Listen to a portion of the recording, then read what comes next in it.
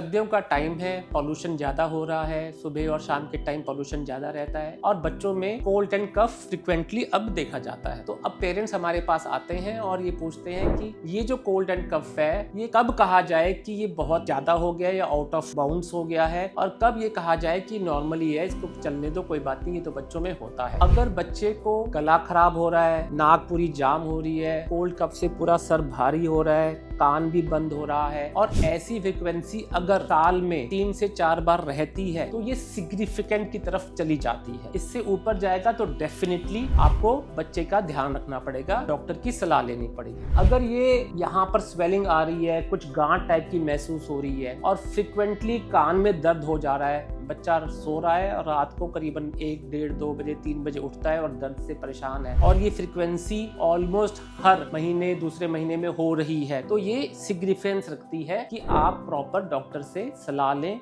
इसका इलाज कराएं। अगर यही आपका कोल्ड एंड कफ छाती में जाता है और छाती से आवाज आ रही होती है या न्यूमोनाइटिस के फीचर्स आ रहे होते हैं, सांस में तकलीफ आ रही होती है, छाती बजने लगती है, जो छाती का मूवमेंट है वो तेज होने लग जाती है और ये बार बार इन द सेंस कि महीने में एक बारी या साल में 3 से 4 बारी हो रहा है, तो फिर ये इंडिकेशन है कि आपके बच्चे की इम्यूनिटी कम है, कोल्ड एंड कफ आपके बच्चे को तंग कर रहा है और फिर आपको ये डॉक्टरी सलाह लेनी चाहिए। ये एक फाइनल फ्रिक्वेंसी नहीं है, अगर ये इसके रेंज में चल रही है तो आपको प्रॉपर सलाह लेनी चाहिए। इससे कम है तो डेफिनेटली यू कैन गो कि ये नॉर्मल जो आजकल पोल्यूशन है, आजकल जो दिल्ली का एनवायरनमेंट है उससे हो रहा है। फ्रीक्वेंसी अक्सर इन सर्दियों में ज्यादा हो जाती है और जब गर्मियां होती हैं तो ये कम रहती है। तो ओवर एंड ऑल की एक साल भर में इतना रहे तो आप इसके लिए प्रॉपर डॉक्टर से सलाह